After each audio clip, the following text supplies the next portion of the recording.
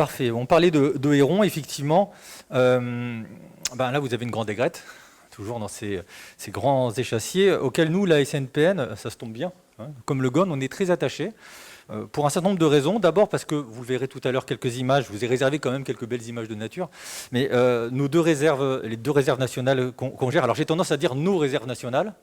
On me reprend toujours en disant « oui, elles appartiennent à l'État, qui vous délègue, etc. » Bon, il se trouve que nous, la SNPN, c'est quand même nous qui les avons créées, ces réserves-là, et que l'État n'aurait pas été capable de le faire si la SNPN ne s'était pas engagée. Donc j'ai tendance à dire, vous m'excuserez d'utiliser cette expression, nos réserves. Et donc nos réserves ont, comment dirais-je, un intérêt particulier pour les ardéidés, j'y reviendrai.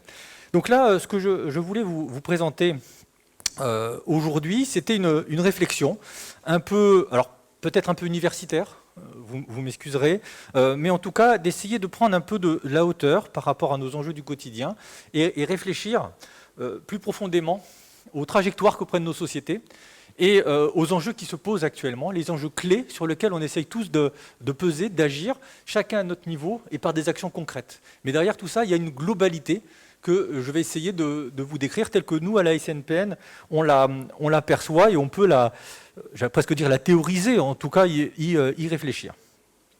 Le premier point, la première question que je voulais évoquer avec vous, c'était pour moi une question qui est absolument centrale. Qu'est-ce que la nature ? Eh bien, je vous ai mis une image, une aquarelle, qui a été peinte, alors ça représente la Camargue, les spécialistes d'entre vous l'auront reconnu, qui a été peinte dans les années 1930, au moment où la réserve de Camargue s'est créée, puisqu'on l'a créée en 1927, et qui traduit une image de ce qu'on imagine être la nature vierge, la nature sauvage, sans aucune présence d'homme. Là, on ne voit pas d'homme sur cette image-là. On retrouve effectivement des composantes, et j'aime bien ce côté artistique, parce que finalement, il y a aussi une sensibilité dans notre engagement pour la nature. On retrouve effectivement des éléments, alors de l'eau évidemment, en Camargue, plus ou moins salée, plus ou moins douce. On retrouve une végétation très, très particulière, on retrouve des espèces, ici des aigrettes garzettes. Donc voilà, on a des éléments qui sont très forts et qui invitent effectivement à considérer cet espace comme un élément hors de l'emprise de l'homme et très sauvage. Sauf qu'on s'aperçoit, en y regardant plus près, que cette nature qui est pensée comme étant sauvage, qu'on a voulu un peu mettre sous cloche dès 1927, préserver dans son état, laisser évoluer librement, eh bien en fait elle est fortement façonnée par l'homme. Elle est façonnée, cette image en rend compte visuellement, mais aussi elle en rend compte sans qu'on le voie, de façon cachée. Parce que la Camargue, au milieu du XXe siècle, dans les années 1930, c'est déjà un espace qui est très fortement artificialisé. Parce qu'elle est ceinte de digues, 3 digues, les deux digues qui séparent le Rhône de la Camargue et la digue à la mer qui sépare la mer Méditerranée des lagunes. Or, un delta, c'est quelque chose qui est vivant, naturellement, avec des flux d'eau douce et de sédiments, avec des flux marins aussi, et un rythme comme cela annuel qui est totalement empêché par cet endiguement. Donc l'image que l'on a sous les yeux ici, c'est une nature qui est fortement façonnée par l'homme, même si ce n'est pas visible. Et puis vous voyez au milieu de l'image, parmi cette image du sauvage, des taureaux Camargue, d'accord ? Des taureaux Camargue qui vivent de façon très libre, mais qui néanmoins sont des animaux domestiques et qui vont, par leur pâturage, en circulant sur cet espace, également contribuer à le façonner. Donc on a même dans cette nature sauvage, préservée depuis plus de 90 ans, une présence humaine qui est là et qui s'affirme. Donc on peut se demander s'il continue à exister autour de nous une vraie nature sans présence humaine. Donc sur cette réflexion sur ce qu'est la nature, j'aurai une définition assez scientifique, très classique. La nature, pour moi, je considère que c'est ce qu'on appelle l'écosphère, c'est-à-dire un élément qui n'est pas limité uniquement à la biodiversité. On entend souvent le terme biodiversité comme synonyme de nature. Pour moi, il est un peu réducteur, ce terme de biodiversité. L'écosphère me semble mieux traduire cela, c'est-à-dire l'alliance d'une atmosphère, d'une lithosphère, d'une hydrosphère, qui est mise en relation par justement la biosphère. Et donc on a un fonctionnement un peu global qui se produit et qui est absolument essentiel. C'est bien au cœur de nos engagements la notion d'écosystème qui me paraît centrale, c'est-à-dire la mise en relation de tous ces éléments. Je considère aussi que la définition d'écosphère est quand même un peu limitative. Parce que dans cette idée de nature, il y a quelque chose qui dépasse, me semble-t-il, la description purement scientifique. C'est les notions qui sont plus du sentiment, de l'émotion.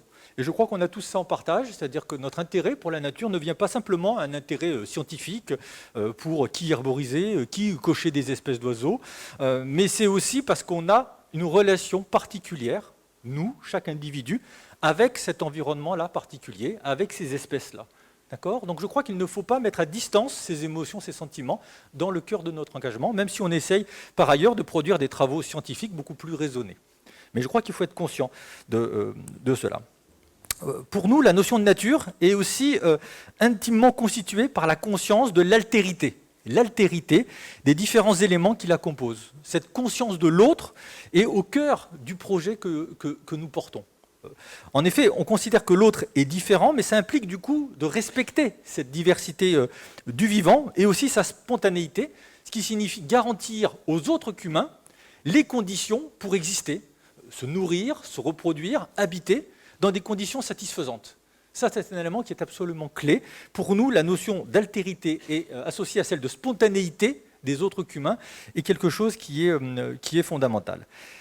Bon, vous allez me dire, tout ça c'est bien joli, c'est un peu théorique, c'est vrai, mais la question qui se pose, c'est et les humains là-dedans ? Eh bien, très clairement, nous considérons que les humains font partie de cette écosphère et que c'est normal, d'accord, parce que ce sont des animaux, donc des êtres vivants, je ne dirais pas comme les autres, parce qu'on verra qu'ils ont des effets un peu particuliers, mais qui font partie de cela. Et donc, pour nous, la principale question actuelle, qui est à la fois déterminante et englobante, c'est de nous interroger sur la durabilité des anthroposystèmes. Alors, anthroposystème, c'est une notion, vous n'êtes peut-être pas familier avec celle-ci, mais qui réfléchit à nos enjeux en considérant qu'on a d'un côté des systèmes humains, qu'on va appeler les sociosystèmes, de l'autre côté d'autres systèmes écologiques qu'on va appeler les écosystèmes, mais qu'en fait ces systèmes ne sont pas séparés, ils sont imbriqués.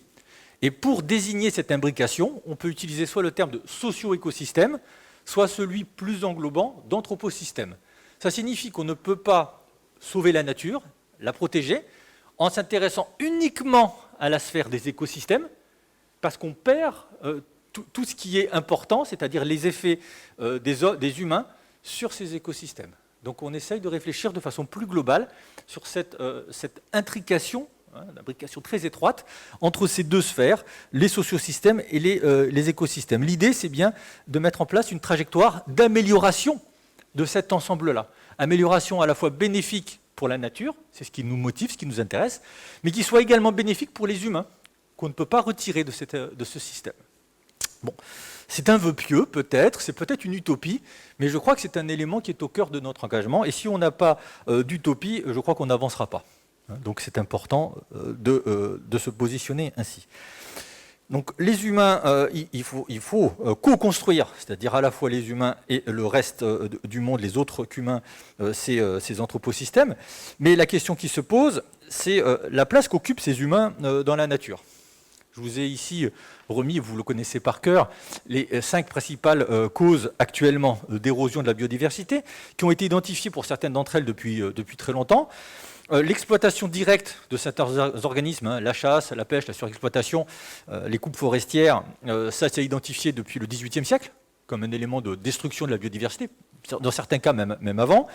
Les changements d'usage des terres et de la mer, notamment les mutations agricoles et des techniques de pêche, ça c'est bien identifié dès le XIXe siècle, milieu du XIXe siècle, d'accord ? C'est toujours le cas actuellement. Les questions qui concernent les pollutions des eaux, des sols et de l'air, début XIXe siècle, on est parfaitement conscient que ça a des effets extrêmement néfastes sur la nature. La propagation d'espèces exotiques envahissantes, bon, on a une petite responsabilité, nous, SNPN, en tout cas dans nos origines, sur la diffusion d'un certain nombre d'espèces. Puisqu'au début, on s'est appelé Société d'acclimatation, et donc nos illustres ancêtres s'étaient donné pour mission d'aller chercher tout autour de la planète tout un tas d'espèces animales, mais aussi végétales, de les ramener en France, notamment métropolitaine, mais aussi dans les colonies, et de les développer. pour enrichir les produits agricoles et industriels. Bon, on n'en est pas très fiers, mais en même temps, nous, on se dit que ce qui compte, c'est la dynamique, c'est l'évolution, et je trouve qu'on a plutôt bien évolué de ce point de vue-là. Hein. Bon. Donc, au début, on a commencé comme ça, mais on a pris conscience rapidement, nos prédécesseurs ont pris conscience, que introduire de nouvelles espèces dans des milieux, ça provoquait des dégâts absolument considérables. Et cette prise de conscience, elle date de la fin du 19e siècle. Fin du 19e siècle, début du 20e. C'est à ce moment-là qu'on s'est mis à refuser toute introduction d'espèces. Nous, scientifiques. Ça n'a pas été le cas dans plein d'autres aspects de la société. C'est comme ça que, par exemple, les ragondins sont arrivés au début du XXe siècle, et puis surtout après la Seconde Guerre mondiale, où on a eu des lâchers massifs de ragondins, et on sait maintenant les problèmes que cela peut poser, hein, avec l'introduction d'espèces exotiques envahissantes qui continuent de nos jours. De nos jours. Bon. Reste le changement climatique, et ça, effectivement, au départ, la conscience n'était pas aussi nette que cela, même si, de façon localisée, dès le XVIIIe siècle, certains voyaient bien qu'en détruisant la nature, on modifiait localement le climat, hein, notamment dans certaines îles tropicales, mais au niveau de l'ensemble de la planète, il faut attendre les années 80, 90, 2000 pour que cette conscience-là progresse. Mais vous voyez que ces 5 causes majeures, elles existent depuis fort longtemps. Elles ne sont pas nouvelles. Mais pourtant, on n'arrive pas forcément à trouver des solutions depuis lors. Donc on a effectivement un humain actuel qui pose problème. Il pose problème aussi parce que quand est née la société d'acclimatation, au cœur du 19e siècle, il y avait sur Terre 1 milliard d'êtres humains. C'était déjà beaucoup. Ça n'avait jamais été atteint dans l'histoire de l'humanité. Actuellement, donc un peu plus de 150 ans plus tard, nous sommes 8 milliards sur Terre. Et ça continue à progresser. D'accord ?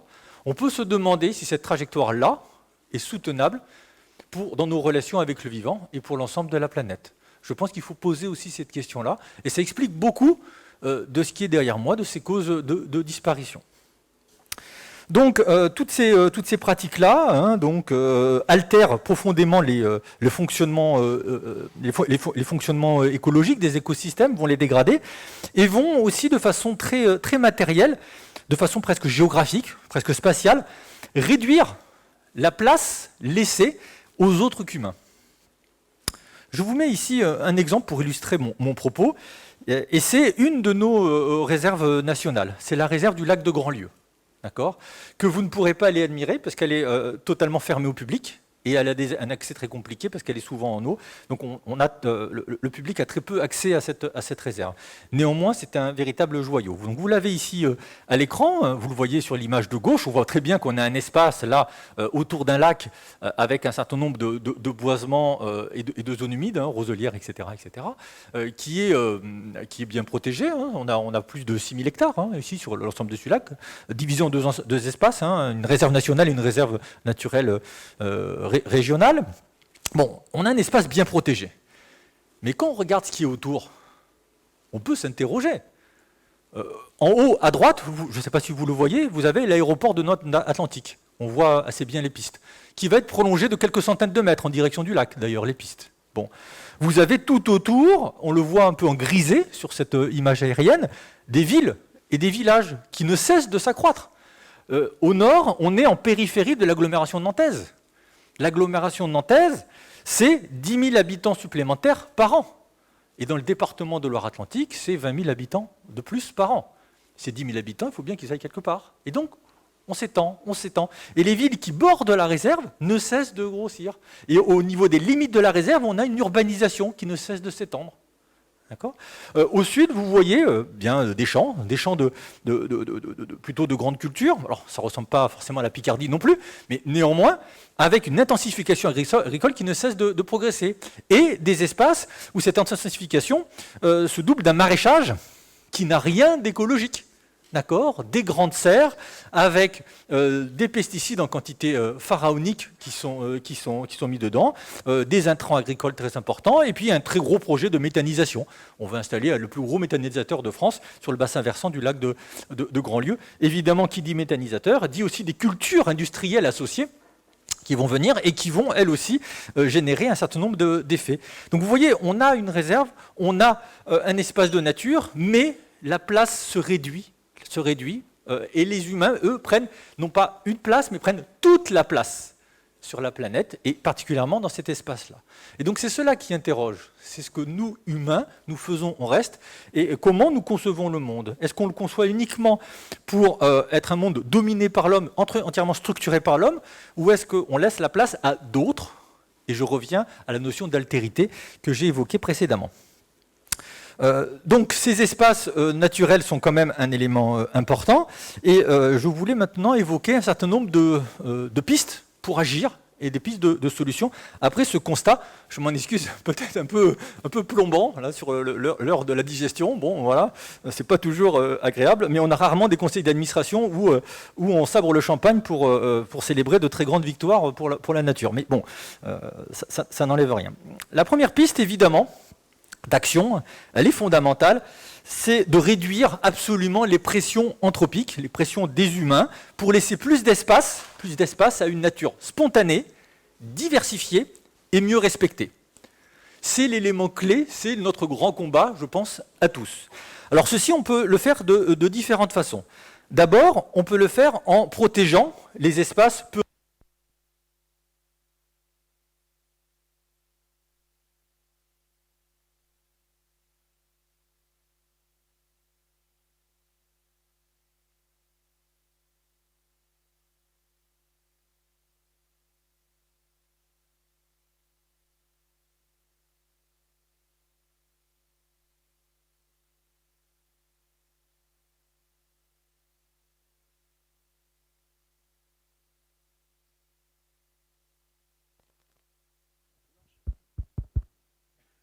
Merci. Donc le premier élément est évidemment de protéger ces espaces. Enfin, clairement, c'est ce qu'on appelle la protection forte. Ce sont les arrêtés de protection de biotopes, ce sont les réserves naturelles, nationales ou régionales. Quand, parce qu'il y a une dérive quand même depuis quelques années, quand elles ont une véritable ambition et une véritable exigence en termes de réglementation. Parce qu'on voit maintenant des réserves nationales où on chasse, où on pêche, où on fait des battues, où on coupe du bois. Bon, on voit même des parcs nationaux où on coupe du bois.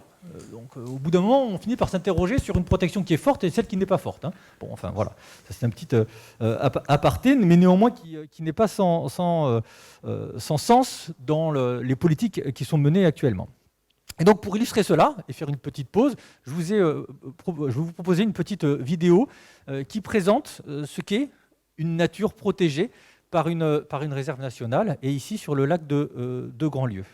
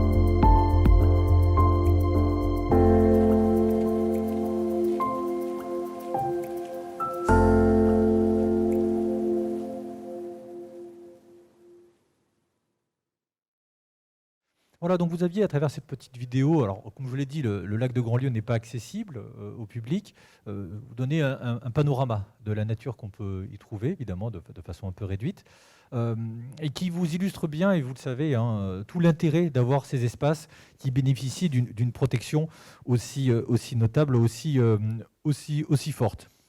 Donc ça, c'est un point qui est absolument clé. Ces espaces avec une protection forte sont, vous l'avez constaté, des réservoirs d'une biodiversité rare, exceptionnelle, patrimoniale, mais avec aussi des espèces très ordinaires qui y vivent et s'y reproduisent de façon tout à fait importante. C'est des lieux qui permettent une progression aussi des connaissances scientifiques. Ce sont des zones témoins, en quelque sorte, de ce que pourraient être des écosystèmes avec des impacts humains moins importants. Je n'ai pas dit sans impact humain, j'ai dit des impacts humains moins importants. Et donc, ce sont des lieux qui sont aussi, nous permettent d'envisager les enjeux des changements environnementaux qui s'animent. La SNPN milite, mais comme beaucoup, pour une politique très ambitieuse de création d'aires protégées, avec un haut niveau d'ambition et de réglementation. Donc ça, ce sont une façon d'agir qui est importante. Et nous considérons, parce qu'il y a aussi une dérive qui existe de ce point de vue-là, que ces aires protégées-là, ces réserves nationales essentiellement, doivent voir leur gestion confiée, pas à n'importe quelle structure, pas à n'importe qui, mais à des associations comme le GON ou comme la SNPN, des associations naturalistes avec un fort contenu scientifique et également un engagement pour la protection de la nature. On voit trop souvent actuellement des réserves nationales confiées, je vais le dire, à des collectivités territoriales. Alors, certes, il y a des conseils scientifiques, certes, il y a des comités consultatifs qui maintiennent un certain nombre d'exigences, mais je pense qu'il faut mettre ces réserves en dehors aussi des jeux politiques. Voilà, ça me semble fondamental. Et pour moi, les associations naturalistes sont les plus à même de s'occuper de ce type de milieu, avec évidemment les financements de l'État qui doivent venir protéger cette nature. Et ce n'est pas pour rien qu'on parle de réserve nationale, c'est qu'on considère qu'il s'agit là d'un patrimoine qui dépasse l'échelon local, qui dépasse l'échelon individuel et qui est valable pour l'ensemble, d'une part de la communauté nationale, mais au-delà de l'humanité, et au-delà de l'humanité, l'ensemble de la nature. Cette protection permet aussi, alors je vous ai mis, pour ne pas faire de jaloux, au sein de la SNPN, des images de la réserve de Camargue, doit permettre effectivement à des milieux d'exprimer leur potentialité. Vous avez ici des milieux plutôt salés avec une végétation très spécifique, permettent à des espèces rares et menacées, comme à droite le flamant rose, quasiment disparu de France et de Méditerranée au milieu du XXe siècle, qui grâce notamment à la réserve de Camargue et à l'action conjointe de la SNPN et de la Tour du Valat, ont permis de retrouver des effectifs tout à fait satisfaisants et être sauvés de la disparition complète, doit permettre à des milieux aussi d'évoluer librement, librement, sans être contraints par l'homme. C'est à tout ça que doivent servir ces espaces protégés. Mais nous considérons que cela ne suffit pas, ou en tout cas ne suffit plus. En effet, les réserves nationales, tous les espaces protégés, toute cette nature exceptionnelle sont soumis en fait à des pressions extrêmement fortes qui viennent de tout leur environnement, et singulièrement de leur bassin versant, en ce qui concerne les enjeux autour de l'eau. Parce qu'il ne s'agit pas simplement de définir un territoire, un espace que l'on va protéger, sur lequel on va avoir des réglementations fortes, mais si autour, les humains font tout et n'importe quoi, et je vous ai donné quelques exemples tout à l'heure, la nature conservée dans ces espaces-là va aussi être impactée. Donc là, il y a un enjeu majeur des décennies qui viennent, et notamment de la stratégie nationale biodiversité en train de s'élaborer, c'est de dessiner des périmètres de protection qui entourent ces espaces protégés pour leur permettre de remplir véritablement leur fonction. Pour illustrer cela, je vais vous passer une deuxième vidéo, toujours autour de Grandlieu, qui va présenter les enjeux autour de l'eau et de sa qualité, qui va présenter en même temps le travail réalisé par nos équipes sur ce type d'espace.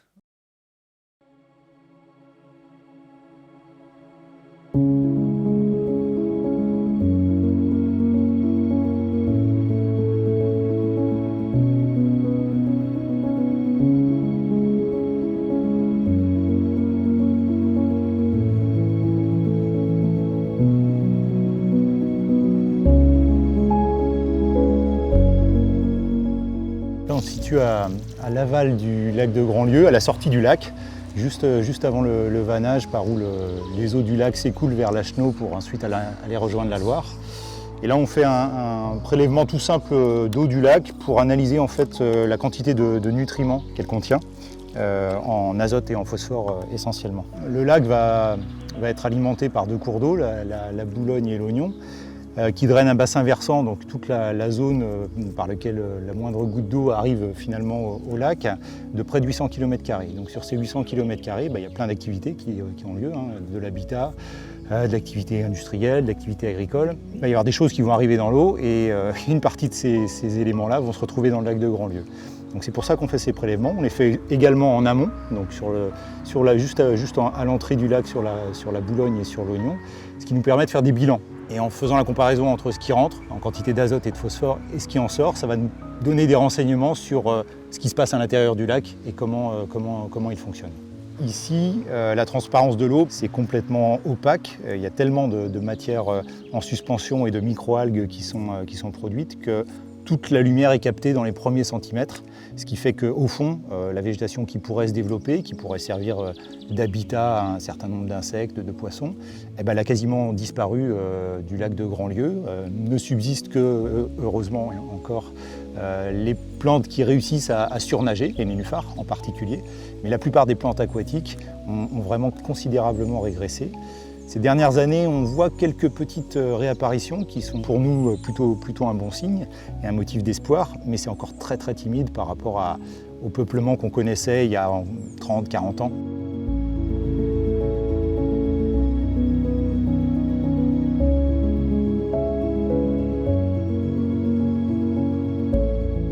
On s'intéresse à la qualité de l'eau du lac. Donc en réceptionnant les échantillons, on va d'abord mesurer les concentrations en nutriments, notamment les orthophosphates, les nitrates, l'ammonium et la silice. Et on va également regarder la composition en plancton, à la fois phytoplancton, la partie végétale du plancton, et le zooplancton, la partie animale. Alors, ce qui nous intéresse surtout, c'est de regarder la structure des communautés de plancton et notamment la diversité. Donc après avoir identifié les différentes espèces, leurs abondances, on va essayer de voir si le lac de Grandlieu il est riche ou pas riche par rapport aux autres plans d'eau. Et on observe en effet une diversité exceptionnelle de ce lac. Ça nous aide à comprendre un peu comment évolue ce lac, notamment par rapport à la question de l'eutrophisation. Ce lac a eu beaucoup d'intrants en azote et en phosphore, donc il a une inertie interne qui est déjà élevée, et comment aussi il va réagir par rapport au changement climatique. Donc de voir un peu comment cette dynamique va évoluer au cours du temps, ça va quand même nous aider non seulement pour Grandlieu, pour pouvoir gérer la diversité locale de ce lac, mais pour l'ensemble de tous les petits plans d'eau peu profonds, quelles sont les décisions à prendre.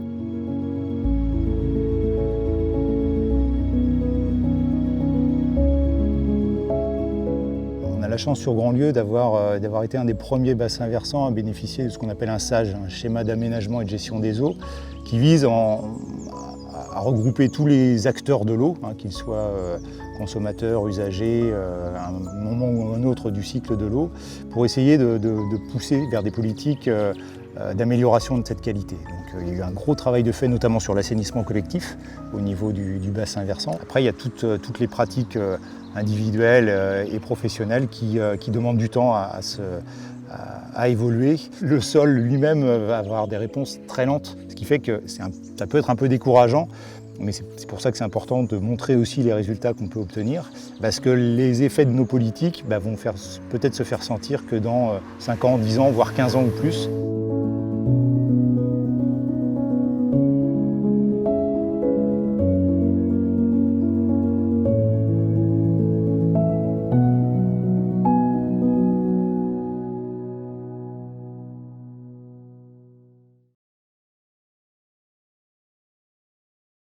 Voilà, donc vous voyez à travers cette deuxième vidéo sur le lac de Grandlieu, d'une part qu'il y a toujours une richesse patrimoniale extrêmement importante, mais qu'il y a des enjeux. Et ces enjeux ne concernent pas uniquement le lac en lui-même, mais bien son environnement. Et donc là, il est indispensable d'arriver à agir sur le bassin versant, et donc sur le territoire biophysique, mais en fait surtout sur le territoire humain, habité par les humains.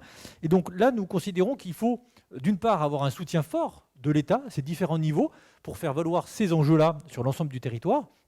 Et puis, qu'il nous faut, nous, agir sur les territoires, sur les humains, pour mettre en place une trajectoire territoriale avec la médiation, avec la sensibilisation, avec un fort pouvoir de conviction, pour agir sur la gouvernance locale et sur les causes premières des dysfonctionnements que l'on constate sur ces espaces, sur le fonctionnement de ces espaces naturels.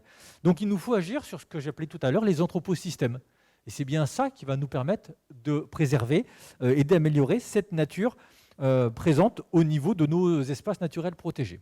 Donc, premier sens de l'action, les espaces naturels protégés. Deuxième sens, la protection de l'environnement de ces espaces protégés. Troisième axe, évidemment, protéger les espèces menacées. Ici, je vous ai mis quelques exemples à la fois positifs et négatifs. L'image centrale, on aimerait ne pas voir ces images, ne plus les voir au XXIe siècle. Des ours tués, ici il s'agissait de cachous. On a depuis, alors je parle sous contrôle François, mais je crois depuis 2 ans, 3 ours qui ont été tués dans les Pyrénées. Alors soit du versant français, soit du versant espagnol, ça importe peu, c'est les mêmes populations d'ours. Donc le côté national ici n'est qu'humain. 3 ours et on attend toujours leur remplacement. L'État s'était engagé par écrit vis-à-vis de l'Europe de remplacer tout ours tué de la main de l'homme. Depuis 2 ans, 3 ont été abattus. Que fait l'État ? On attend. Voilà. Donc c'est des combats sans cesse qui sont à renouveler. Deuxième exemple, tout à fait à gauche, le lynx. François vous en parlera dans un instant. On a effectivement édité un numéro spécial de notre revue sur le lynx et nous avons un webinaire qui va être fait la semaine prochaine, le 24 juin, donc de 14h à 15h30, qui est totalement gratuit. Vous pouvez vous y inscrire pour parler de ces enjeux de cohabitation et sur les enjeux qui concernent ces populations de lynx en France. Donc c'est des combats encore actuels, notamment autour des prédateurs. Et je vous ai mis à droite une image plus favorable. Vous l'avez vu peut-être tout à l'heure dans les vidéos, des spatules qui passaient en vol. Donc là, une spatule blanche. Il se trouve que ces spatules blanches vont plutôt bien en France, enfin actuellement, une dynamique plutôt positive. Et les premiers couples nicheurs en France ont été sur le lac de Grandlieu, sur la réserve. Et ce n'est pas un hasard, puisque sur cette réserve-là, nous avons tous les grands échassiers français qui nichent sur un même lieu. D'où cet effet réserve que j'ai expliqué tout à l'heure et qui est ici exceptionnel. Alors nous, on s'en félicite, évidemment, c'est des choses très positives, mais enfin pour la petite histoire, ces populations de grands échassiers et notamment de spatules vont si bien au niveau du lac de Grandlieu parce qu'il y a un dysfonctionnement majeur de l'écosystème. Effectivement, nous avons des écrevisses de Louisiane qui sont présentes sur le lac de Grandlieu, des espèces exotiques envahissantes, et qui représentent une manne alimentaire faramineuse pour ces grands gésaciers. Et donc, les populations connaissent des booms énormes avec des succès de reproduction aussi colossaux. Donc, vous voyez, là, on a une espèce qui va mieux, on s'en félicite, mais aussi parce qu'il y a des dysfonctionnements. Ceci dit, on est content d'avoir de l'écrevisse parce qu'elle vient dévorer la jussie, qui est une autre espèce exotique envahissante. Donc, vous voyez, on a des boucles là qui se mettent en place et qui sont liées fondamentalement au dérèglement que la vidéo vous signalait tout à l'heure sur la réserve. Donc cette action sur les espèces menacées est absolument déterminante. On pourrait en discuter à l'infini. La question des espèces nuisibles, susceptibles d'occasionner des dommages, etc. Bon, bref, le sujet est infini. On en reparlera avec le film de Basile sur le cas du castor. On verra d'autres enjeux ici qui vont se révéler. Mais est-ce qu'il s'agit, nous, protecteurs, engagés dans la protection de la nature, uniquement de se concentrer sur ces espaces de nature exceptionnels, sur ces espèces rares que l'on a plaisir à voir et à protéger, sur ces espèces menacées? Est-ce que ça suffit? La réponse est non. Bien sûr que non. Il faut aussi s'occuper de ce qu'on appelle désormais la nature ordinaire, cette nature banale, commune, proche des hommes, qui vit dans nos espaces anthropisés, qui vit dans nos jardins, qui vit dans nos villes, qui vit dans nos campagnes. C'est une nature qui a une vraie valeur et qu'on doit aussi avoir à cœur de protéger. Alors, je vous ai mis à gauche l'exemple d'un numéro spécial de notre revue Le Courrier de la Nature consacré à cette notion-là, qui précise en 3 mots les 3 éléments clés. 1, il faut l'identifier, il faut la reconnaître. 2, il faut aller la rencontrer, il faut sensibiliser à cette nature-là. Et 3, il faut la protéger. Mais on ne peut pas protéger un rouge-gorge de la même façon qu'on protège, plus ou moins d'ailleurs, un gypaète barbu. Il faut donc développer de nouveaux outils, de nouvelles façons d'agir. Et pour cela, il faut utiliser l'outil formidable des sciences participatives et de la sensibilisation. Je vous ai mis donc à droite de l'écran 2 exemples. Tout à fait à droite, l'opération Hérisson, qui est lancée par FNE Doubs, territoire de Belfort, hein, FNE 2590, et qui est étendue depuis cette année à l'ensemble du territoire national. La SNPN est partenaire de cette opération, et il s'agit pour chacun de prendre une photo du hérisson, soit vivant, soit écrasé sur une route, pour documenter sa présence et au fur et à mesure de la collecte de ces données, arriver à dessiner des trajectoires de cette espèce dont on connaît finalement bien peu de choses en termes de dynamique des populations. Donc s'intéresser aux hérissons va permettre aussi de s'intéresser aux jardins, aux talus, aux haies, et donc à cette nature proche sur laquelle on n'a pas forcément de mesures de protection très fortes, mais qui est quand même très importante parce qu'il s'agit véritablement du tissu du vivant. D'accord ? On ne peut pas se contenter de protéger juste le squelette, il faut protéger l'ensemble, y compris ce tissu. Je vous ai mis aussi au milieu une image de la fête des mares. C'est un milieu, là aussi, les mares sont souvent, 95%, des milieux créés par l'homme. Créés par l'homme, d'accord ? Mais qui abritent pourtant une nature riche, variée, diversifiée, parfois extrêmement rare. Et même si ces milieux ont été créés par l'homme, eh ben, il faut avoir le souci d'eux, il faut les protéger, il faut les restaurer, il faut éviter qu'ils disparaissent, il faut éventuellement en recréer. Donc là, on est sur ce que je vous disais, l'anthroposystème, mais ici, il y a des choses qui sont qualitatives à la fois pour les humains, mais aussi pour la nature. Donc la SNPN, vous le savez, anime cette fête des mares au niveau national. Le GON, d'ailleurs, en est un partenaire, me semble-t-il, si je ne dis pas de bêtises. Donc voilà, ça c'est des exemples importants. Et j'avais prévu une petite vidéo, mais je pense qu'elle va... Si Robin, tu peux mettre la troisième du coup, pour vous présenter cette fois-ci une nature ordinaire et tout ce qu'on peut y trouver.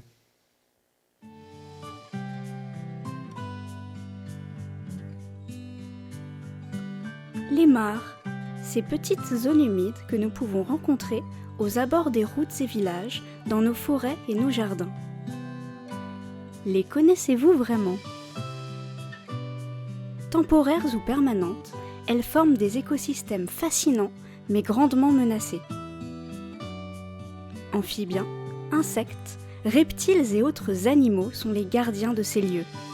Les mares rendent de nombreux services écosystémiques et participent entre autres à l'épuration et à la régulation des eaux.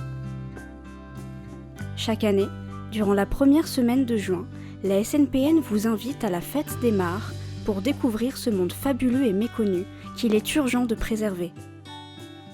Au travers de nombreux ateliers, expositions et conférences, partez à la découverte des mares et leurs secrets.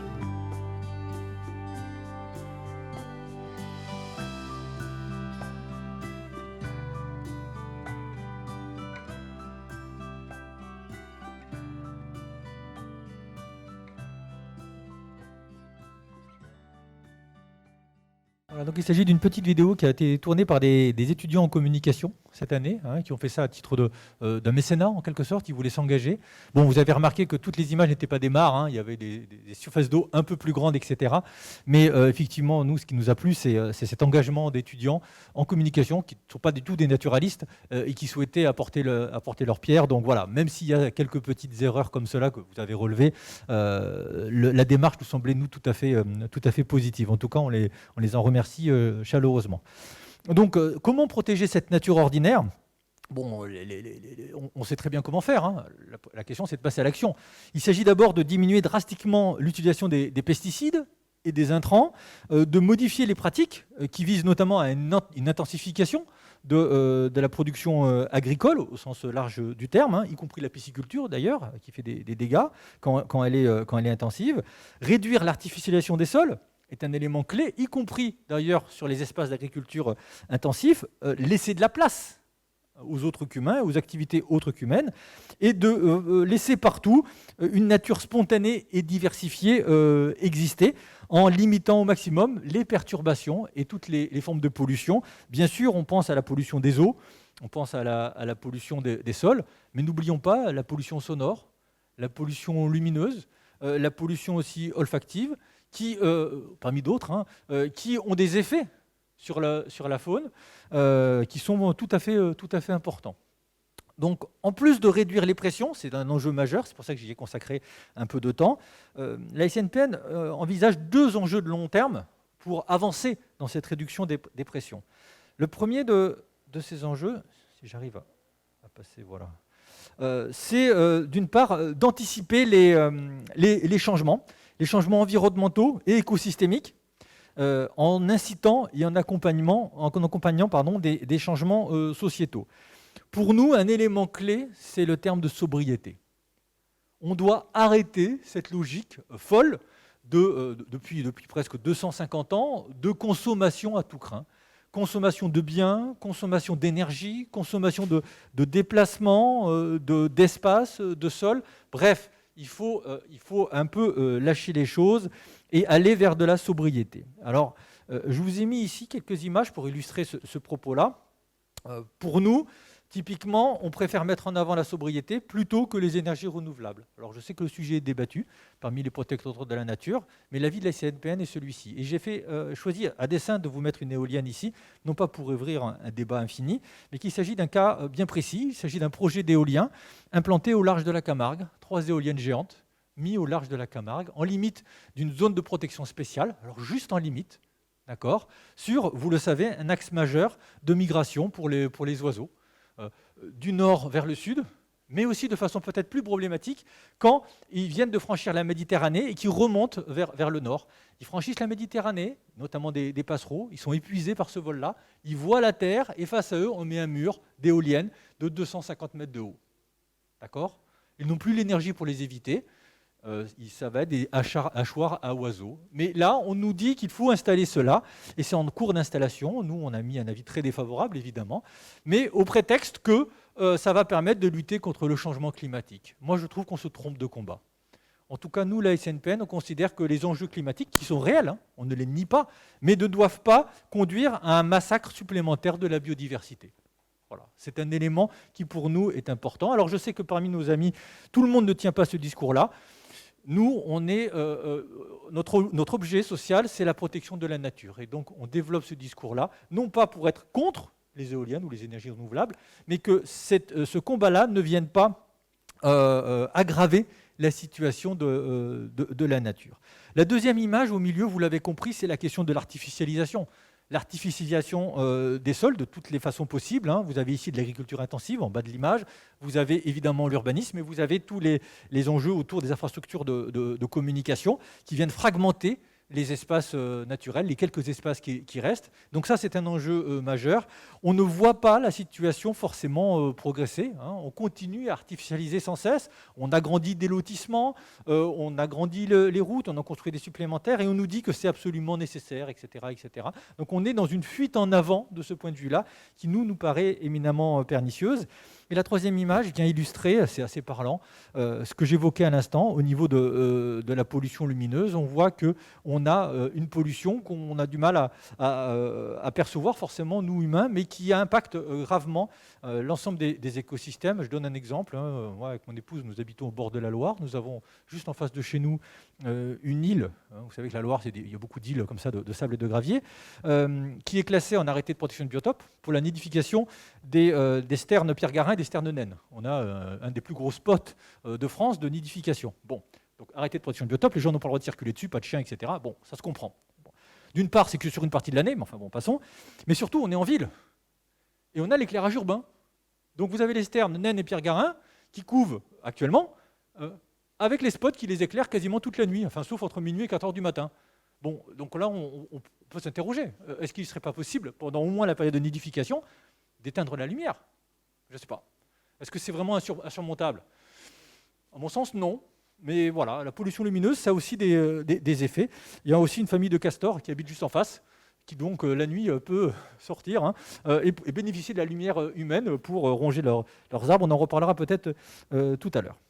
Donc voilà, ça c'est un point important. Donc anticiper les changements, mais les anticiper d'une bonne façon et pas en se trompant d'objectif, ça nous paraît essentiel. On est assez, nous, à la SNPN aussi, prudents sur la notion de service écosystémique et de solutions fondées sur la nature. Non pas qu'on ne trouve pas que ce soit intéressant, mais on trouve que c'est un discours qui met exclusivement l'accent sur le bénéfice pour les humains.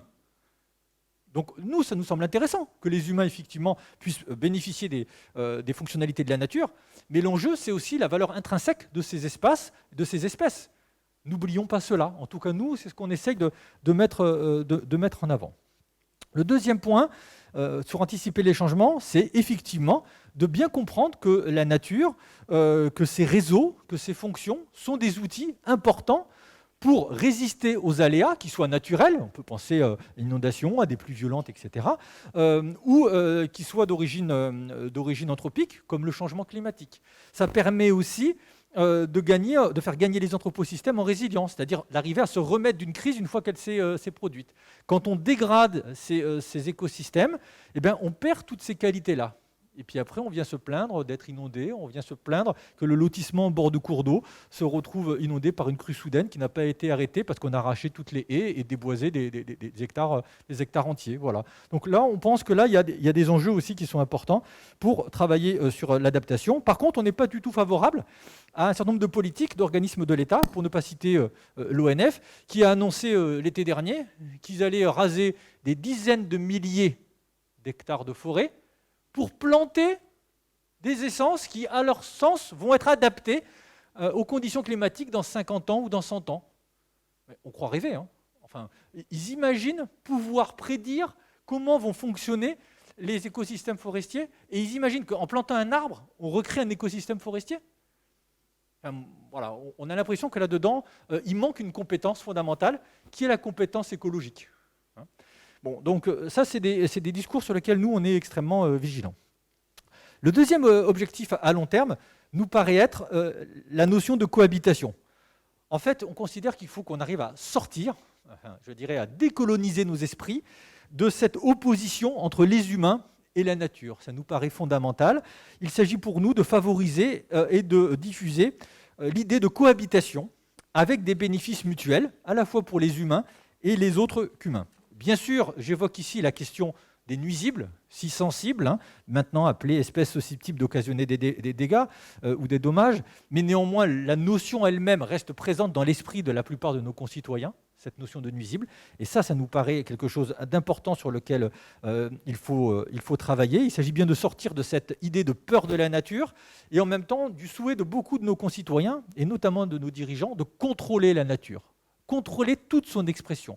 Et moi, je suis ravi que la journée puisse se tenir ici au Conservatoire botanique de Bailleul, parce qu'on a bien vu autour de nous qu'une nature moins contrôlée, c'est quelque chose aussi qui est splendide. On n'a pas forcément besoin d'avoir une pelouse tondue très rare, comme sur les stades de foot, c'est d'actualité actuellement, pour trouver un intérêt à la nature. Enfin, moi, personnellement, je préfère au stade de foot bien tondu des, entre guillemets, prairies fleuries, telles qu'on a pu les voir tout à l'heure lors de notre petit tour dans le jardin botanique.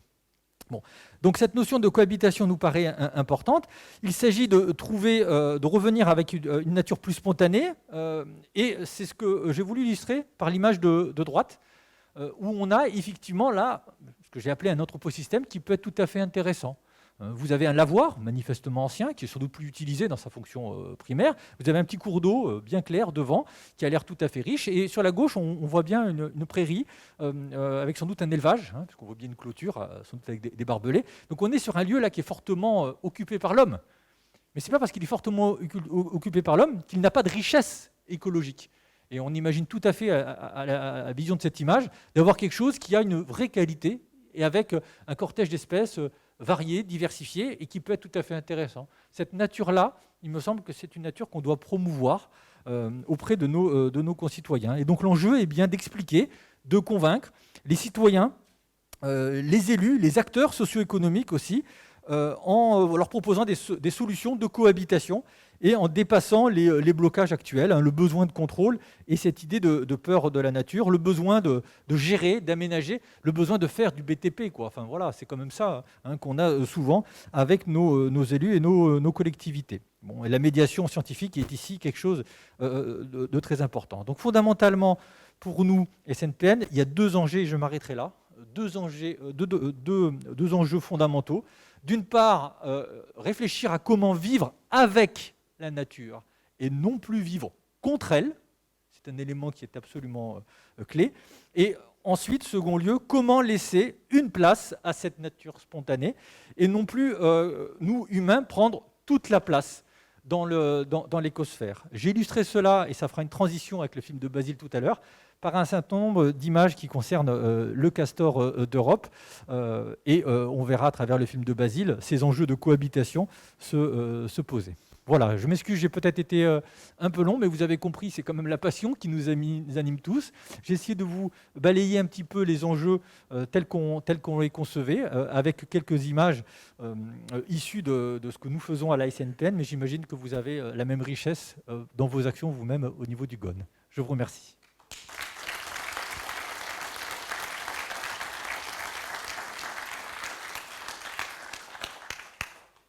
Merci Rémi. Effectivement, je crois qu'on s'est retrouvé dans beaucoup de choses que tu as présentées à l'instant. Je laisse la parole à la salle. Voilà.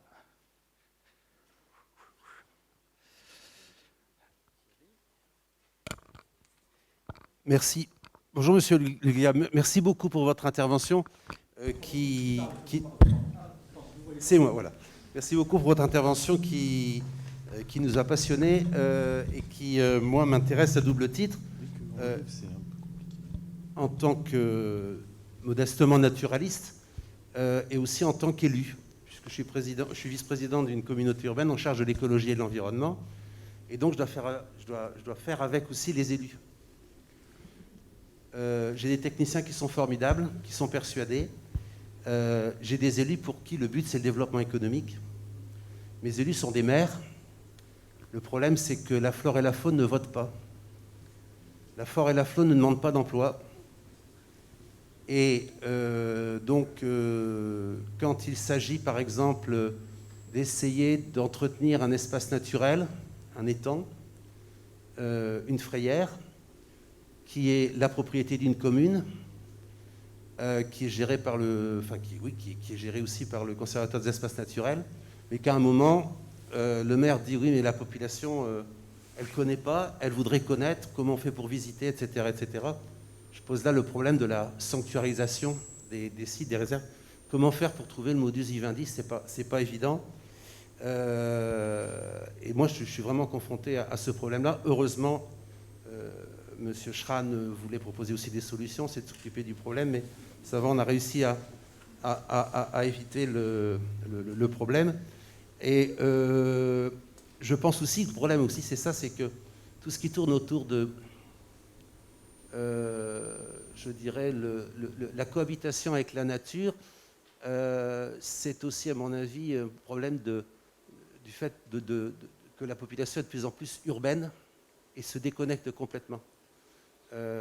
Donc l'intérêt aussi de la nature en ville et de l'intérêt sur la faune ordinaire, comment la promouvoir, ça me semble être un sujet très très important pour faire en sorte que la population elle ait vraiment envie de se sensibiliser vraiment aux enjeux réels qui pèsent sur nous en tant que, je dirais, membre de l'écosphère. Ça me semble très très important. Et deuxièmement, je pense que le gros problème aussi, c'est que, et on le voit bien avec les contrats de transition écologique, qui sont des contrats de transition énergétique, en fait, le problème, c'est que l'énergie crée de l'emploi, l'écologie n'en crée pas, en tout cas pour les grands décideurs que sont nos ministères.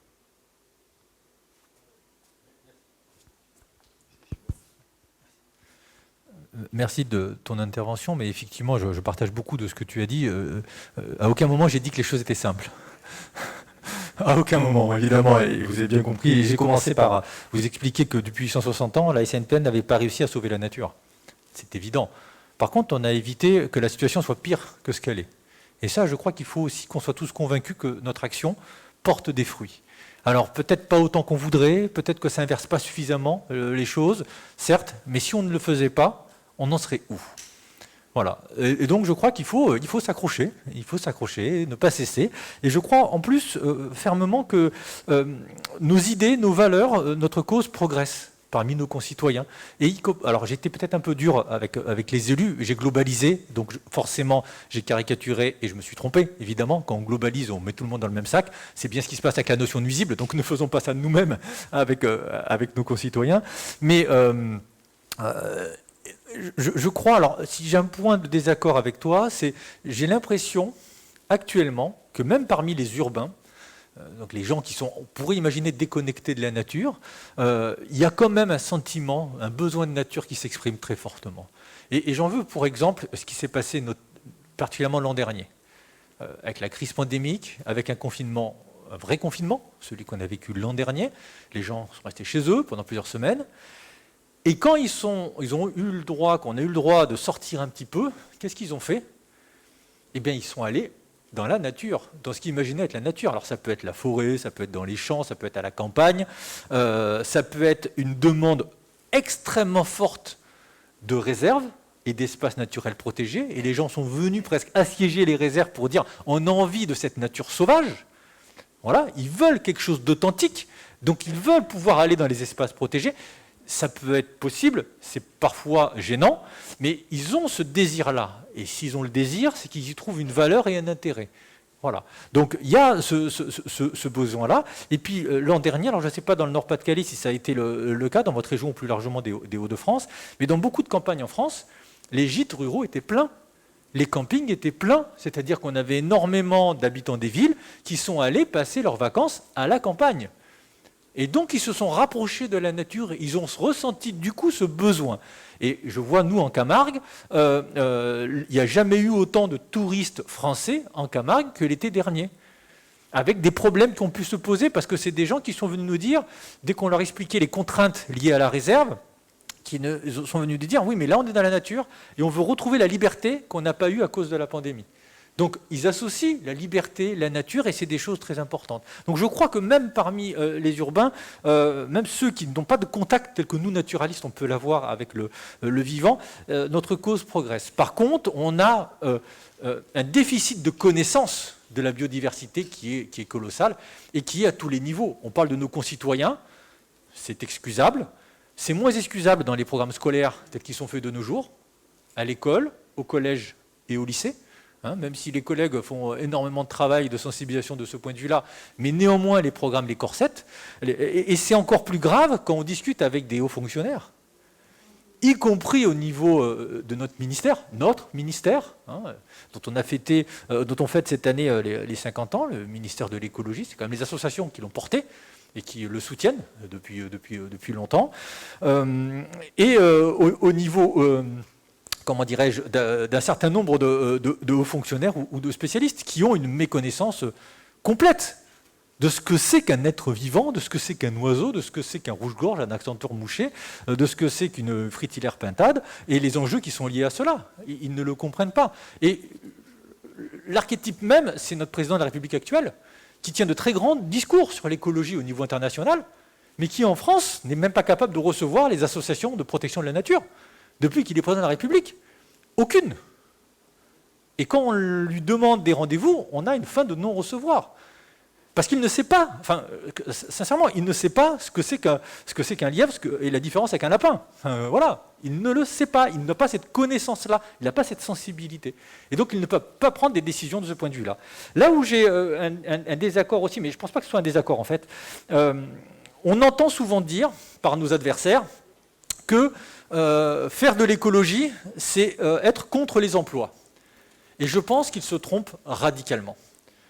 Il y a des réservoirs d'emplois extrêmement forts au niveau, j'allais dire du care, c'est-à-dire du soin qu'on va prendre de notre environnement, de notre nature. On a besoin de techniciens scientifiques pour piloter, pour monitorer et pour s'occuper de cette nature. On a besoin d'éducateurs pour sensibiliser dans les écoles, pour sensibiliser nos concitoyens. Donc tout ça, ce sont des emplois. Ce sont des emplois. Alors bien sûr, peut-être qu'on a besoin d'un peu moins, vous l'avez compris, c'est plutôt ce qu'on pense nous, on a peut-être besoin d'un peu moins d'emplois au niveau du BTP. D'accord ? Et bien peut-être qu'on peut les transférer ailleurs. Peut-être qu'on a besoin de plus d'emplois dans le monde agricole pour éviter d'utiliser des pesticides ou trop de mécanisation et remplacer ça par de la main-d'œuvre humaine. Il y a peut-être des jugements d'emploi aussi dans cette transition-là. Donc oui, il s'agit de changer de système.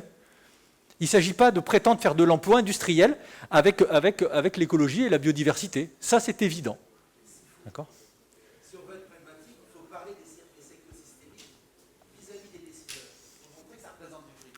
Oui, Quand même. il faut dire ça, mais il faut aussi, en même temps, et c'est nous ce qu'on fait à la SNPN, on porte cette notion de service écosystémique auprès des élus, des décideurs, parce que ça parle d'argent, et donc ça leur parle, Mais nous, on y rajoute systématiquement, et moi je veille à ce que quand on sort un communiqué de presse ou un document à destination des élus, moi je ne le valide en tant que président de la SNPN que si je vois en même temps apparaître des éléments sur la valeur intrinsèque, alors on n'utilisera pas ce terme-là, mais sur la valeur de cette nature pour elle-même.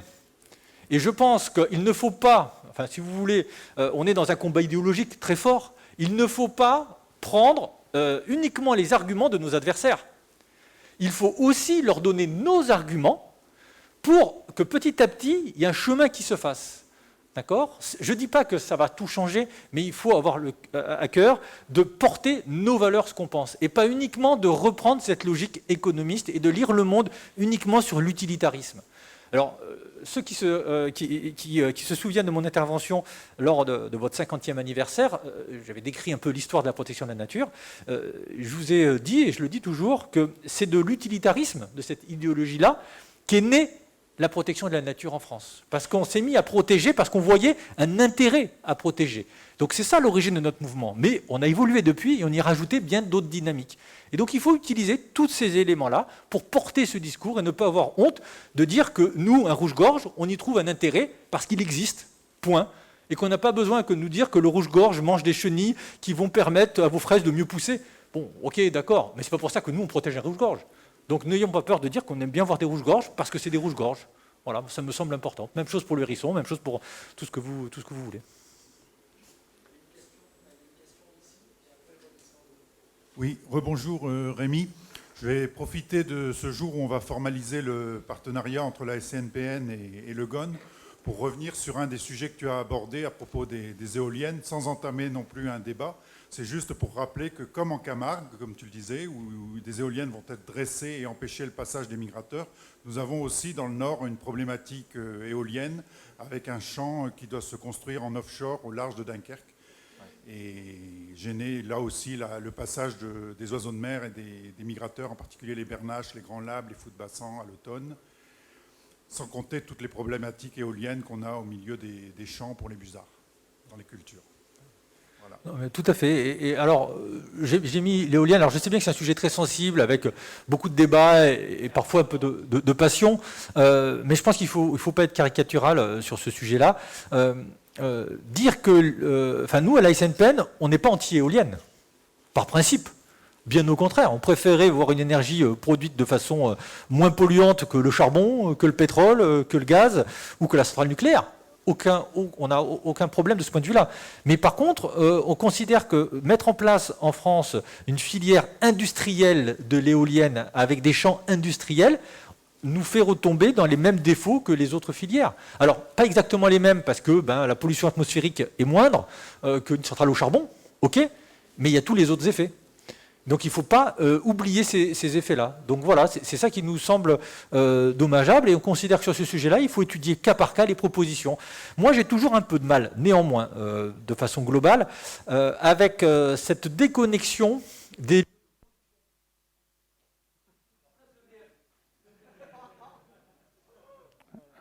Oui.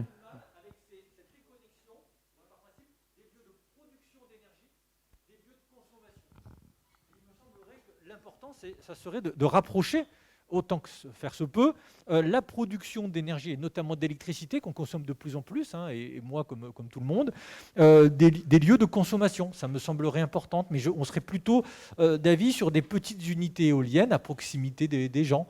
Voilà, plutôt que d'être sur des logiques comme cela. Et puis de toute façon, il reste ce que je vous ai indiqué en commençant, qui est un élément absolument clé. 1 milliard d'êtres humains en 1850, 8 milliards maintenant, peut-être 10 milliards dans 10 ou 15 ans, avec un niveau de consommation qui ne cesse de progresser au niveau du monde. Non pas pour dire que les autres doivent rester à des niveaux, entre guillemets, de sous-développement par rapport à nous, ce n'est pas du tout ce que je préconise, mais je constate qu'on a des consommations qui augmentent. Et ça interroge véritablement. C'est pour ça que nous, on met en avant la notion de sobriété. Il faut diminuer toutes nos consommations, de toute nature que ce soit, pour arriver à être dans un monde vivable. Et je vais employer un terme très à la mode, un monde durable. C'est-à-dire qu'il puisse continuer à fonctionner de façon correcte pour la nature, mais aussi pour nous, humains. parce que je ne sais pas si vous vous êtes rendu compte, mais il y a des enjeux autour des inégalités entre humains qui ne cessent de croître également. Et je pense que la trajectoire qu'on suit n'est bonne ni pour la nature, ni pour nous, humains. Voilà. Et donc le combat de la SNPN n'est pas un combat anti-humain, bien au contraire, mais c'est un combat pour la nature et aussi pour les humains. Il y avait une question ici. Est-ce que les tensions autour de la gestion du niveau d'eau du lac de Grandlieu, entre les gestionnaires du lac et les éleveurs qui sont autour, sur les prairies autour, s'apaisent ou restent? Voilà, comment vous y prenez? Ils ont tendance à s'apaiser depuis une dizaine d'années. D'une part, parce qu'il y a des histoires, des questions de personnes qui peuvent jouer sur ces débats-là. Et puis parce qu'on a réussi à convaincre l'État de jouer son rôle. De jouer son rôle d'arbitre. C'est-à-dire de réunir tout le monde autour de la table, tous les acteurs, donc les pêcheurs, qui veulent plutôt beaucoup d'eau, les éleveurs, qui veulent plutôt pas beaucoup d'eau, les chasseurs, qui veulent plutôt beaucoup d'eau pour pouvoir tirer le canard, et nous, gestionnaires, qui voulons parfois beaucoup d'eau, parfois peu d'eau, mais nous, ce qu'on veut, c'est de la variabilité naturelle. Voilà. Donc on n'est pas là en train de dire il nous faut tel niveau et puis on va piloter. Non, on veut laisser faire. Bon, voilà. Parce que la nature, c'est ça, c'est cette variabilité. Bon. Donc réunir tout le monde autour de la table, apprendre à se connaître, ça prend du temps, apprendre à discuter, à échanger, chacun apporte ses arguments, et après on essaye de définir un compromis. Alors c'est un compromis humain, personne n'a demandé aux anguilles ce qu'elles voulaient, mais nous, SNPN, gestionnaires, on essaye de proposer quelque chose dans l'intérêt de la nature. Donc d'une certaine façon, c'est nous, le Parlement de cette nature-là. Voilà. Et donc, autour de la table, on met tous les avis et on essaye de trouver un consensus. Pourquoi? Parce qu'on est sur un espace qui n'est pas exclusivement naturel, qui n'est pas exclusivement humain, et il faut trouver un compromis entre les deux. C'est la notion d'anthroposystème. D'accord? Il ne serait pas possible d'imposer à tous les humains autour du lac, parce que nous sommes en démocratie, et c'est une chance pour nous, d'imposer des règles de fonctionnement uniquement fondées sur ce que nous, on imagine être les intérêts écologiques. Politiquement, ça ne passerait pas, ça ne fonctionnerait pas. On se ferait cramer la maison de la réserve, on se ferait agresser, des gens protesteraient, etc. Donc, on est obligé de trouver un compromis. Et le compromis qu'on a trouvé a permis d'apaiser les choses. Alors, ça ne veut pas dire que quand il y a moins d'eau, plus d'eau, selon la météo, il n'y a pas des tensions qui émergent, mais les choses sont globalement apaisées pour cela. Ça s'est apaisé parce que l'État a joué son rôle d'arbitre, de mettre tout le monde autour de la table et au bout d'un moment, de prendre ses responsabilités. Et donc ça permet de faire fonctionner les choses. Donc là, on a besoin de cette implication avec réellement des choses importantes. Alors, le problème des niveaux d'eau du lac de Grandlieu est né d'une action humaine. À la place d'un exutoire naturel où l'eau sortait et rentrait dans le lac et sortait en fonction de la pluviométrie, donc naturellement, et dans les années 50, on a installé un vannage. Donc on a remplacé le seuil. On a mis des vannes, et les vannes, qui les ouvre, qui les ferme? C'est l'homme. Et donc on a repris pour les humains la responsabilité des niveaux du lac. Donc on a créé nous-mêmes un problème qu'on est nous-mêmes en train de gérer. En fait, la chance aussi au niveau du lac de Grandlieu, c'est qu'on apparaît maintenant, nous gestionnaires, comme étant des acteurs presque neutres du débat. Et en fait, ceux qui s'affrontent, ce sont d'un côté les pêcheurs et les chasseurs, de l'autre côté les éleveurs. Parce qu'eux, ils veulent certains niveaux du lac. Et nous, comme je vous ai dit, nous, on veut que ce soit naturel. Et donc, du coup, le débat, pour nous, ne se focalise plus sur nous directement. Voilà. Maintenant, il y a des enjeux qui vont se poser dans les années à venir, puisqu'on parle de supprimer ce vannage pour établir un seuil. Et toute la question va être à quel niveau on va faire le seuil en béton. Parce qu'en aval du lac, il y a ce qu'on appelle l'Achenot, c'est un cours d'eau qui est l'exutoire, qui, dans les temps historiques, était rempli de seuils rocheux, de façon naturelle, qui limitait les sorties du lac. Tous ces seuils-là ont été arasés depuis le XIVe siècle, progressivement. D'accord ? Et les derniers au début du XXe siècle. Ça veut dire que la sortie des eaux du lac se fait de façon beaucoup plus rapide que ce que c'était le cas historiquement. Et donc remettre un seuil, à quel niveau, on est incapable de dire ce que ça va donner. Donc là encore, on joue aux apprentis sorciers, en modifiant finalement ces équilibres. Donc voilà, il y a toujours des enjeux, effectivement, mais vous avez compris, au-delà des niveaux, le gros enjeu pour nous, c'est la qualité des eaux de ce lac et la pression du territoire autour du lac. C'est pour ça que là, on est en train de recruter un chargé de médiation qui va avoir pour tâche de sortir de la réserve et d'aller convaincre au niveau du territoire sur une longue durée les populations, les élus, les décideurs, mais aussi chaque citoyen de la richesse du lac et de la nécessité de le préserver et de la nécessité de mettre en place des actions pour le préserver. Voilà. Mais c'est une tâche, j'allais presque dire infinie, hein, mais en même temps, c'est le cœur de notre engagement. Oui, je voudrais remercier de nouveau Rémi pour la richesse de son exposé qui présente beaucoup de réflexions et qui pose beaucoup de questions. Alors, pour la nature ordinaire, tu as parlé de sobriété, c'est une piste à moyen terme ou à long terme. Je voudrais revenir sur 2 diapos. L'une où tu nous as montré le lynx et l'ours, et puis le lien, je le ferai avec celle que nous avons actuellement à l'écran, cohabiter. Le lynx souffre beaucoup dans le Jura français. L'ours aurait bien du mal à se maintenir sur le versant français des Pyrénées. Et ce sont 2 espèces emblématiques pour lesquelles nous devons absolument tout faire pour les préserver. Dans le cadre d'un système économique qui est fondé sur la compétition de tous contre tous, et dans une société qui promeut comme valeur suprême la consommation et les loisirs, donc la question qui se pose à nous est la suivante: est-ce que la notion d'espèce protégée et la notion d'espace protégé, je parle des Pyrénées, n'ont pas montré leurs limites? Je me souviens que lors d'un voyage en Afrique, dans la région des Grands Lacs, les Africains nous avaient dit: si on veut protéger le gorille, il faut que les populations locales en tirent parti, en tirent bénéfice. Donc je pense en particulier aux exploitants de montagne, aux agriculteurs, aux éleveurs qui ont des troupeaux dans les zones de présence du lynx et de l'ours. Et je me dis, est-ce que l'État, la nation, l'Union européenne ne devrait pas le prendre en compte, ne devrait pas, autrement dit, permettre à ces exploitants de tirer un bénéfice de la présence de ces espèces, moyennant bien entendu contractualisation et un mode d'exploitation particulier, donc qui n'est pas intensif. Voilà. Merci de me répondre.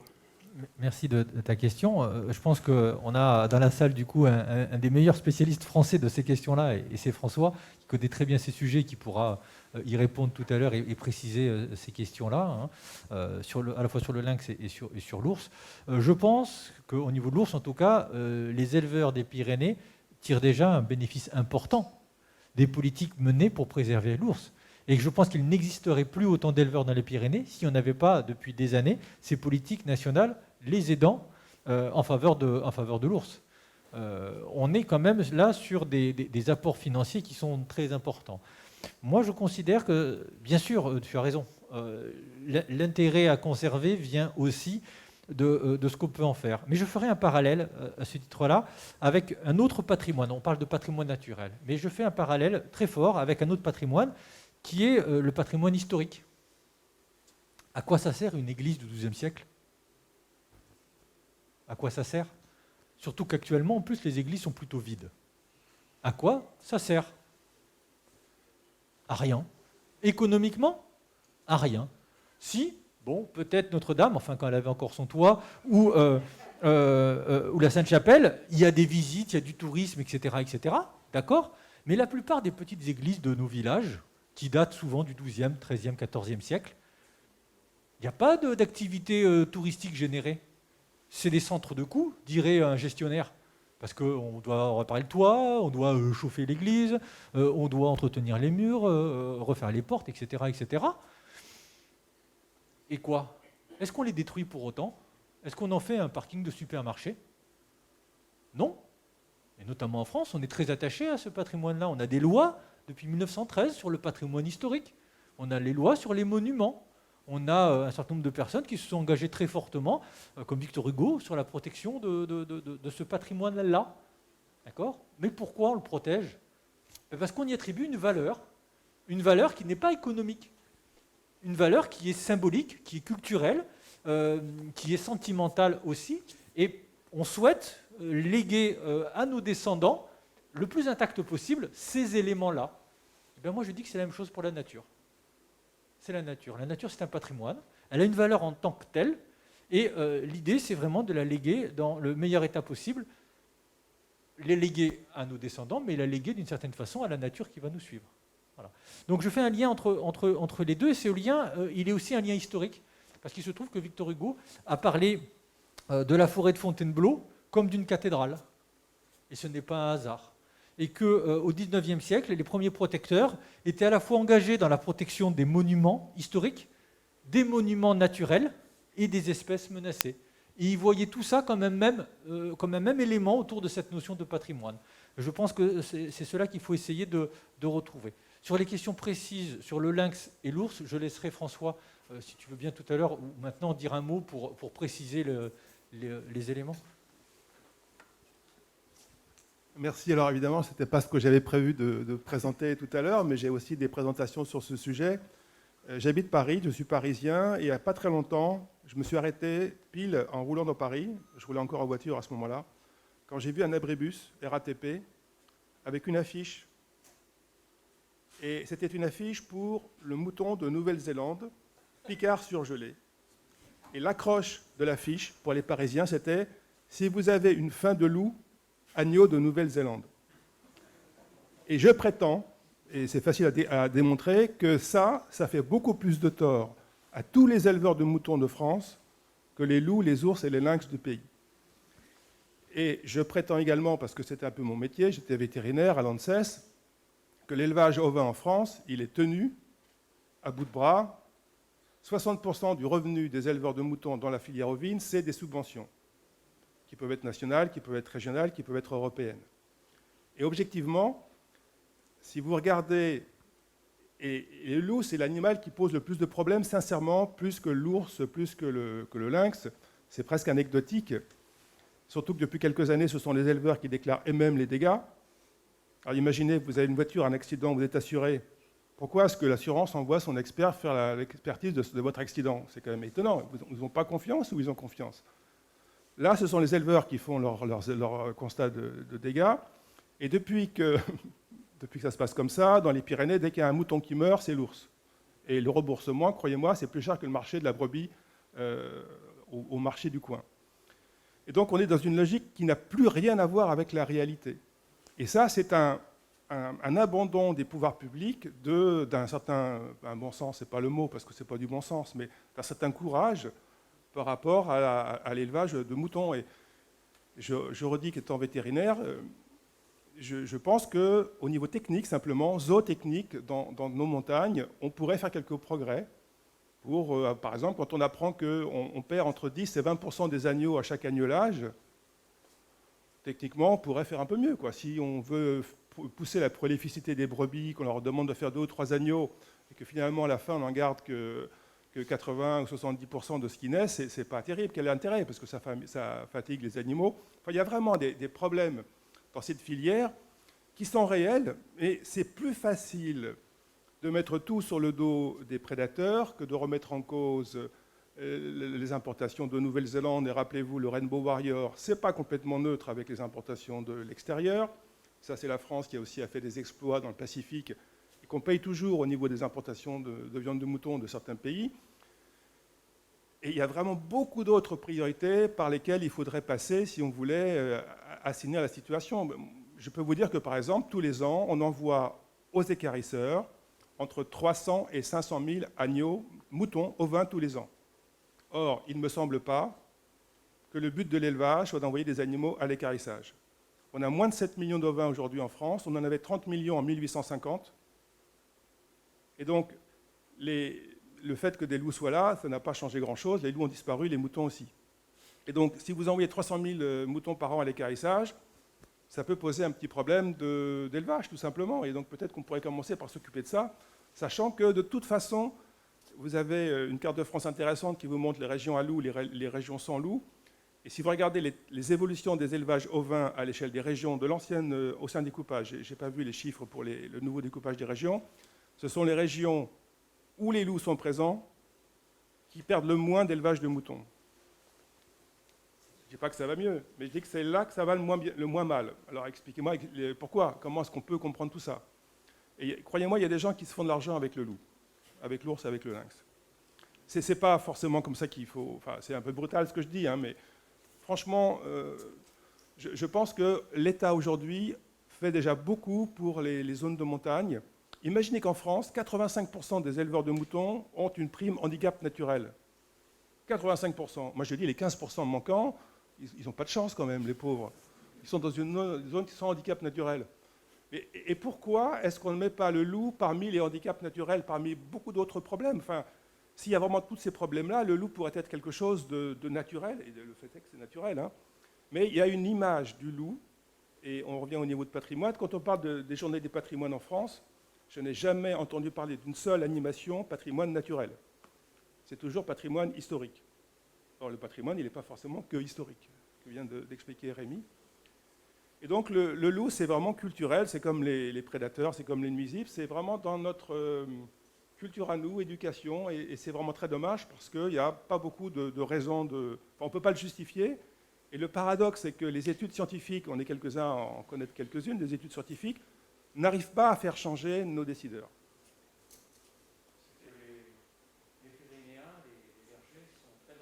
Mais quelques-uns, mais c'est quelques-uns. Le problème, c'est que ce n'est pas la majorité, mais que ces gens-là font plus de bruit que ceux qui ne disent rien par principe, puisque les autres ne disent rien, et que c'est qu'eux qu'on entend. Et enfin, c'est pas vrai que pour les bergers, hein. C'est souvent dans des minorités, des gens, alors pour différentes raisons. Il y a quelques hommes politiques qui vivent dans les Pyrénées grâce aux l'ours ou grâce à être contre l'ours. C'est comme ça qu'ils se font connaître par rapport aux autres.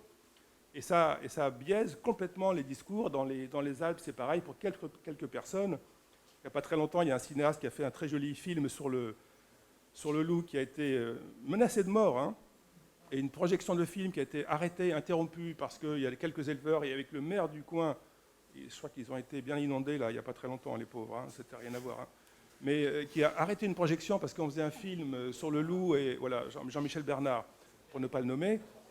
C'est incroyable, c'est incroyable. Comment est-ce que, dans un pays démocratique, je ne sais pas pourquoi on ne pourrait pas dire qu'on aime bien le loup ou qu'on aime bien l'ours, quel que soit le département où on se trouve.